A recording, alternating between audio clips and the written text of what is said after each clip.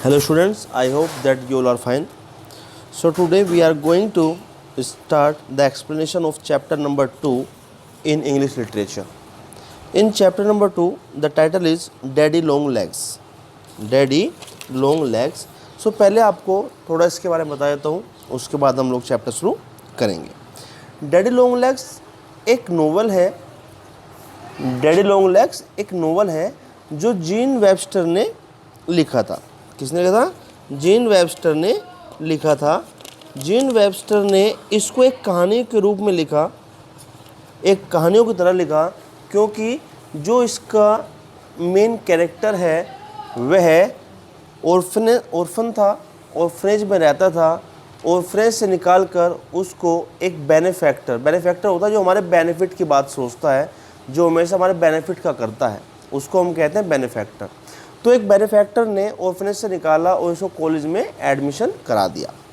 अब कॉलेज में एडमिशन करा दिया तो एक बार वैसे ही जीन वेबस्टर ने उसको शैडो को देखा था, और शैडो में देखकर उसने जब देखा तो उसको लगा कि भाई इनके हाथ और पैर बहुत लंबे हैं, और उन्होंने मजाक में उनको कहने लगी कि डैडी लॉन्ग लेग, कि लंबे लंबे पैरों वाले डैडी। ठीक है, आइए अब इसको शुरू करते हैं। उससे पहले कुछ पढ़ लेते हैं। Have you ever read a story written as a letter? क्या आपने कभी एक लेटर की फॉर्म में स्टोरी को पढ़ा है? Letter writing has been considered as one of the most powerful forms of communicating our expressions, and many times we explore beautiful stories और नैरेटिव्स विद इन दैम। हम सब जानते हैं कि अपनी बातों को व्यक्त करने के लिए, अपनी सही बातों को कहने के लिए जो लेटर है, लेटर लिखना बहुत आसान है, और लेटर राइटिंग हम आपस में बातों को आदान प्रदान करने के लिए भी just to share our expression with each other, to communicate with each other is the most powerful thing. And many times, और बहुत बार तो हम इसमें बहुत अच्छी कहानियाँ भी लिख लेते हैं। मैनी सेलिब्रेटेड राइटर्स, बहुत सारे लोगों ने, राइटर्स जो थे उन्होंने लेटर्स को लिखा है और एक क्लासिक लिटरेचर की फॉर्म में उसको संवारा है। कैसे? एक क्लासिकल लिटरेचर की फॉर्म में उनको संवारा है। जैसे कि हम सब जानते हैं कि Abraham Lincoln's letters to his son, कि अब्राहम लिंकन ने अपने बेटे को एक लेटर लिखा था, उसको भी हम आज एक कहानी की फॉर्म में पढ़ते हैं। Rabindranath Tagore's letters to his friends, relatives and also his readers. Rabindranath Tagore ने भी लेटर लिखा था अपने दोस्तों को, अपने संबंधियों को और अपने पाठकों को जो उनका स्टोरी पढ़ते थे। Jawaharlal Nehru's letter to his daughter. अब एक कहानी ये भी है कि जवाहरलाल नेहरू ने भी एक पत्र लिखा था अपनी बेटी को, वो भी अपने आप में एक कहानी है। So daddy long legs is a collection of letters by a girl to her benefactor whom she has never met। अब ये जो एक कहानी है, ये जो आपका लेटर्स का कलेक्शन है, Daddy long legs is a collection of letters by a girl. एक लड़की ने लेटर को इकट्ठा किया हुआ है टू हर बेनिफैक्टर, वह खुद ही लिखती थी बेनिफैक्टर को लेटर, और उस लेटर को लिखने के बाद अपने पास ही रख लेती थी। और बेनिफैक्टर कौन था? whom she has never met, और उस बेनिफैक्टर से वह कभी मिली भी नहीं थी, उसने कभी उस बेनिफैक्टर को देखा भी नहीं था। सो ये फर्स्ट लेटर है। 25 अक्टूबर, डियर डैडी लॉन्ग लेग। 25 अक्टूबर की बात है, और उसने लिखा रेस्पेक्टेड वे में कि मेरे प्यारे डैडी लंबे पैरों वाले, I am in the basketball team, कि मैं अब अपनी कॉलेज की बास्केटबॉल टीम में पार्टिसिपेट कर रही हूँ। And you ought to see the bruise on my left shoulder, और आप देखोगे भी कि ब्रूज में होता है चोट लगना, कि मेरा जो लेफ़्ट शोल्डर है वह थोड़ा सा हर्ट हो चुका है, उस पर थोड़ी सी चोट लग गई है। College gets nicer and nicer, college बहुत अच्छा है। I like the girls and the teachers and the classes and the campus and the things to it, और मैं यहाँ पर सभी लड़कियों को पसंद करती हूँ, सभी टीचर्स को भी, और जो क्लासेस और कैंपस में बाकी चीज़ें हैं वो भी मुझे अच्छी लगती हैं, और उसके साथ साथ जो चीज़ें यहाँ खाने के लिए मिलती हैं वो भी मुझे बहुत अच्छी लगती हैं। You only wanted to hear from me once a month, तुम मुझसे सिर्फ एक महीने में एक बार ही सुनोगे, यहाँ के बारे में जानोगे। डिड नॉट यू, क्या तुम नहीं सुनोगे? You and I have been peppering you with letters every few days, और मैं आपको अपने लेटर से यहाँ की हर एक चीज़ के बारे में कुछ दिनों में बताती रहूँगी। But I have been so excited about all this new adventures that I must talk to somebody, लेकिन मुझे यह बताते हुए बड़ा मज़ा आ रहा है कि जो मेरे साथ यहाँ पर हुआ, जो मैं यहाँ करती हूँ, जो नए नए लोग मुझे मिलते हैं, नए दोस्त मेरे बनते हैं, उन सब चीज़ों के बारे में मुझे किसी को बता देना चाहिए, और मैं वो सब आपके साथ शेयर करती हूँ। And you are the only one I know, और जिसको मुझे बताना है सिर्फ आप ही ऐसे हैं जिसको मैं जानती हूँ, इसलिए मैं आपको ये सारी बातें बताती हूँ। I know I promise not to write another till the middle of November, और मैं जानती हूँ कि आप इसी पे कैसे हैं जिसको मुझे अपनी ये सारी बातें बता देनी चाहिए। I promise not to write another till the middle of November, और मैं आपसे प्रॉमिस करती हूँ कि नवंबर के मिड तक मेरा कोई दूसरा लेटर आपके पास नहीं आएगा। अब जो अगला लेटर मेरा आपके पास आएगा वो आएगा नवंबर के मिड में। योर्स मोस्ट लोकेशली होता है टॉकेटिव, जो बहुत ज़्यादा बात करता है, जूडी एबॉट। क्या नाम है उस गर्ल का? Judy Abbott. ठीक है, तो ये जो नोवेल लिखा था बेसिकली किसने लिखा था? जीन वेबस्टर ने लिखा था, और इसका जो मेन कैरेक्टर है उसका नाम क्या है? जूडी एबॉट है। क्या नाम है? Judy Abbott. सो ये पहला लेटर था। अब सेकंड लेटर की बात आती है। जैसा कि जूडी एबॉट ने कहा कि मेरा अब आपको 15 नवंबर मतलब मिडिल ऑफ नवंबर तक कोई लेटर नहीं आएगा। सो अगला लेटर इन्होंने लिखा 15 नवंबर को। डियर डैडी लॉन्ग लैग, मेरे प्यारे डैडी लंबे पैरों वाले। You have never heard about my clothes have you, तुमने कभी मेरे कपड़ों के बारे में नहीं सुना है? क्या कभी सुना है? Daddy 6 dresses all new and beautiful and bought for me, not handed down from somebody bigger. Daddy क्या तुमने कभी मेरे 6 जो नए कपड़े आते हैं उनके बारे में सुना है? सुना है क्या? 6 ड्रेसेस, मुझे 6 ड्रेसेस मिली हैं, सब की सब नई, सब की सब सुंदर, जो मैं खरीद के लाई हूँ। मुझे किसी बड़े ने उनको नहीं दिया। Not handed down from somebody bigger, किसी बड़े ने मुझे नहीं दिया। Perhaps you don't realize that a climax that marks in the career of an orphan, और आप यह नहीं समझ सकते कि ये एक ऑर्फन के जीवन में, कि एक अनाथ बच्चे के जीवन में इन सब चीज़ों का क्या महत्व होता है। You gave them to me, तुमने वो मुझे दिया। And I am very much obliged, और मैं आपकी बहुत ज़्यादा रेस्पेक्ट करती हूँ, बहुत ज़्यादा आभार व्यक्त करती हूँ। It's a fine thing to be educated but nothing compare to the dizzying experience of owning 6 new dresses. It is a fine thing to be educated, पढ़ना एक बहुत अच्छी बात है, एजुकेट होना बहुत अच्छी बात है, शिक्षा लेना बहुत अच्छी बात है, लेकिन इन सब से भी कहीं ज़्यादा जब आपके पास 6 नई ड्रेस आ जाएं तो वो तो एक बहुत बड़ा एक्सपीरियंस होता है, वह तो एक बहुत ज़्यादा खुश होने वाली बात होती है। Miss Pritchard who is on the visiting committee picked them out, Miss Pritchard आई थी जो कि विजिटिंग कमेटी में हैं, उन्होंने उनको उठाया और बाहर फेंक दिया। I have an evening dress, picked them out, उनको बाहर निकाला। I have an evening dress, pink silk, a blue church dress, मेरे पास इवनिंग ड्रेस है, पिंक सिल्क ड्रेस है, एक ब्लू चर्च ड्रेस है, और एक डिनर ड्रेस है जिस पर कि रेड कलर की ड्रेस है और ओरिएंटल ट्रिमिंग, और उस पर पूरी पर ट्रिम की गई है, उसके बॉर्डर को अच्छे से सजाया गया है। And another of rose colour, और एक और है जो कि गुलाब के कलर जैसे है, रेड कलर है। And a grey street suit, और एक ग्रे स्ट्रीट सूट है। And an every day dress for classes, और रोज़ वाली क्लासेस के लिए ड्रेस है।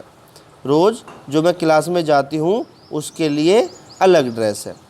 I suppose you are thinking now how frivolous and shallow she is, कि आप ये सोच रहे होंगे कि यह जो लड़की है यह, इसमें दिमाग नहीं है, यह पागल है, इसके पास सोचने के लिए कुछ नहीं है। And what a waste of money to educate a girl, और मैं इस लड़की के ऊपर पैसे ख़राब क्यों कर रहा हूँ इसको पढ़ाने में। But daddy if you had been dressed in checked गिंगम्स ऑल योर लाइफ, गिंगम्स का मीनिंग होता है प्लेन वुवन कॉटन क्लोथ, मतलब कि एक बिल्कुल सूती कपड़ा। क्या होता है? सूती कपड़े से बनी हुई ड्रेस को कहते हैं गिंगम्स। तो ये कह रहा है कि if you have been dressed in checked, अगर आप एक सूती कपड़े को जो चेक में डिज़ाइन होता है उसको अगर आप जीवन में पहनोगे, you would appreciate how I feel, तब जाके आपको पता लगेगा कि मुझे कितनी खुशी हो रही है।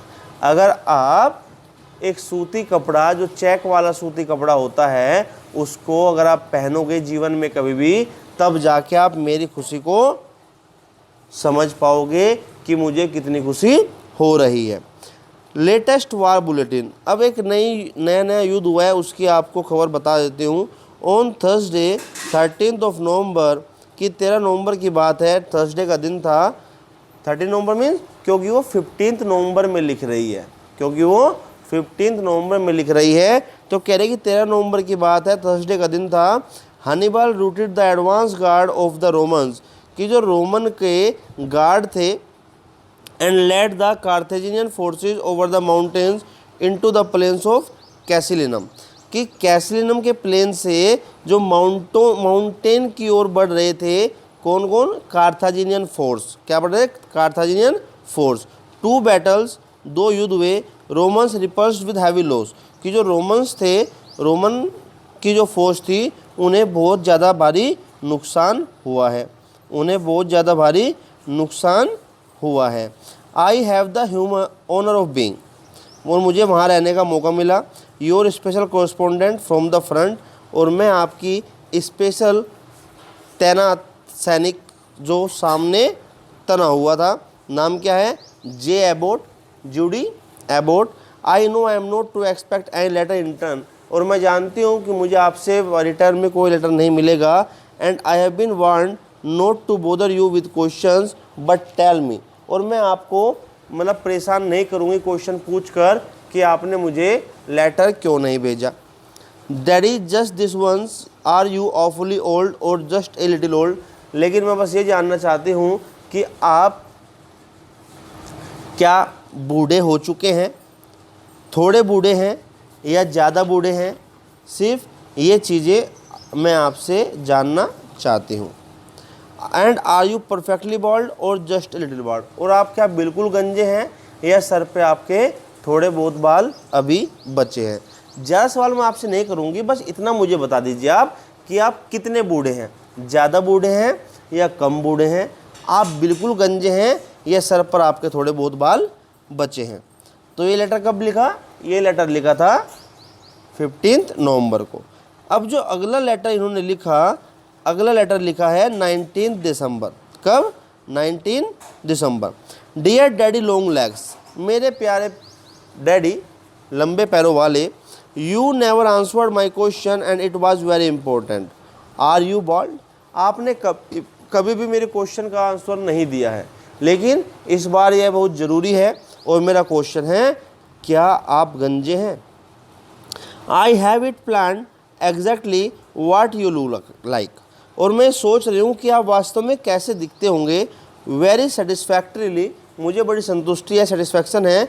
Until I reach the top of your head, और जब मैं इमेजिन करती हूँ आपकी इमेज को तो सेटिस्फैक्ट्री होता है, लेकिन तब तक जब तक मैं आपके सर तक नहीं पहुँचती, जब मैं आपके सर तक नहीं पहुँचती, और जैसे ही मैं सर तक पहुँच जाती हूँ तो वहाँ रुक जाती हूँ। आई कांट डिसाइड, मैं यह नहीं सोच पाती whether you have white hair or black hair, कि क्या आपके काले बाल हैं या आपके सफ़ेद बाल हैं, और सॉर्ट ऑफ स्प्रिंकली ग्रे हेयर, या काले और सफ़ेद की जगह थोड़े ग्रेइश हेयर आपके सर पे हैं, या may be none at all, या इनमें से कोई भी नहीं।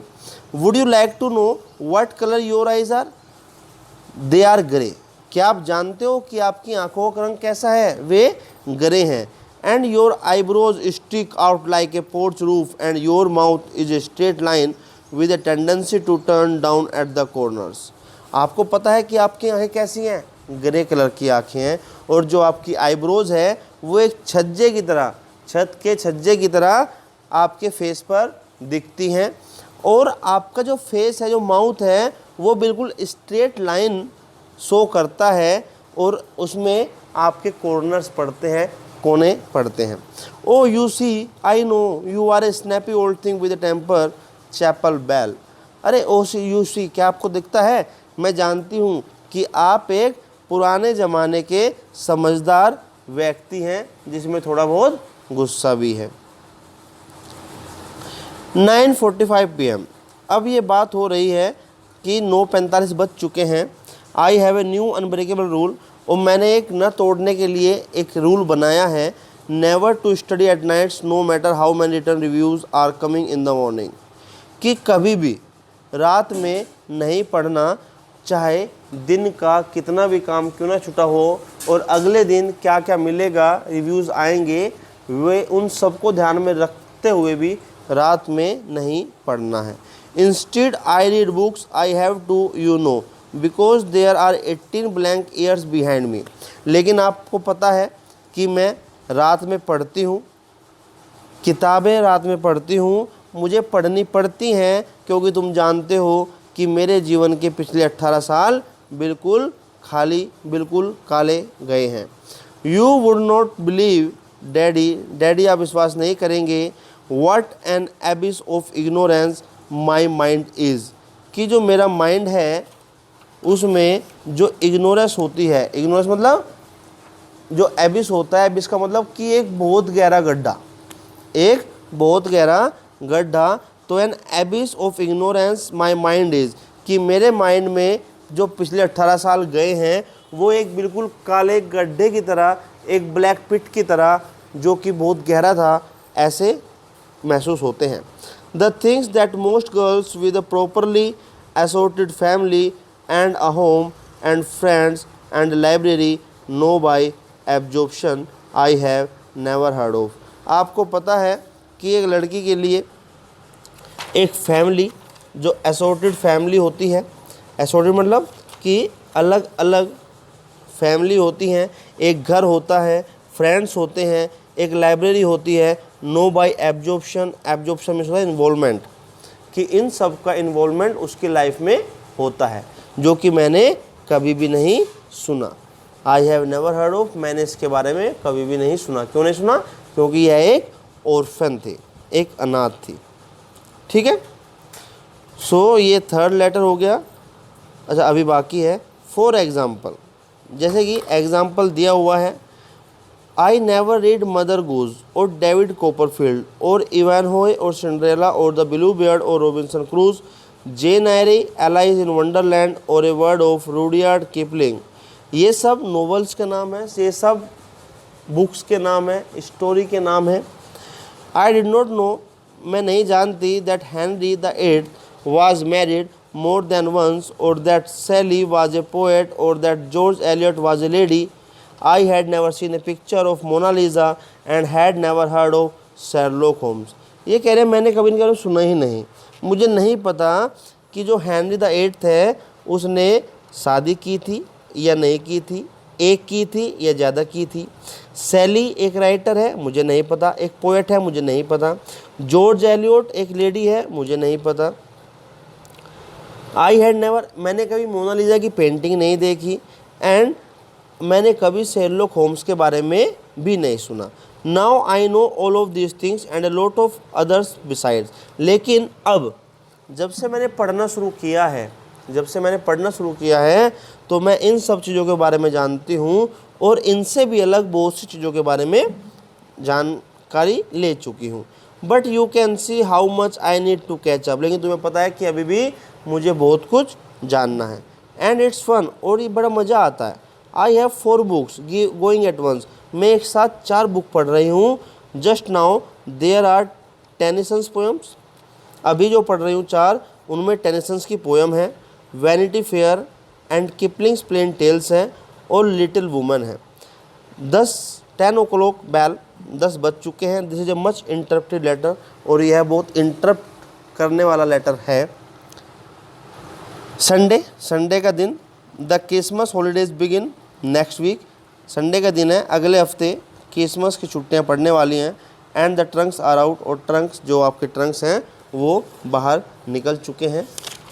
ट्रंक्स मीन्स कि अब लोग जो हैं वो क्रिसमस की तैयारी में जुटने लगे हैं, उसमें तैयार करने लगे हैं। The corridors are so filled up that you can hardly get through, and everybody is so bubbling over with excitement, and studying is getting left out. अब हर एक व्यक्ति, एवरीबडी, सब लोग एक्साइट हो चुके हैं, उत्तेजक हो चुके हैं, किस लिए? क्रिसमस के लिए। किसके लिए? क्रिसमस के लिए। और क्रिसमस के टाइम पर आपकी जो पढ़ाई लिखाई है वो सब साइड में रखी जाएगी, वह सब रुक जाएगी, पढ़ना बंद हो जाएगा।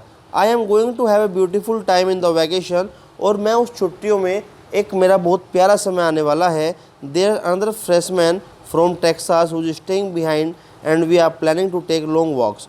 उस समय एक बहुत अच्छा व्यक्ति टेक्सास से आने वाला है, और हम दोनों ने यह डिसाइड किया है कि वो जो मेरे घर के पीछे रहता है, हमने डिसाइड किया है कि हम लॉन्ग वॉक पर जाएंगे, हम लंबी दूरी घूमने के लिए जाएंगे।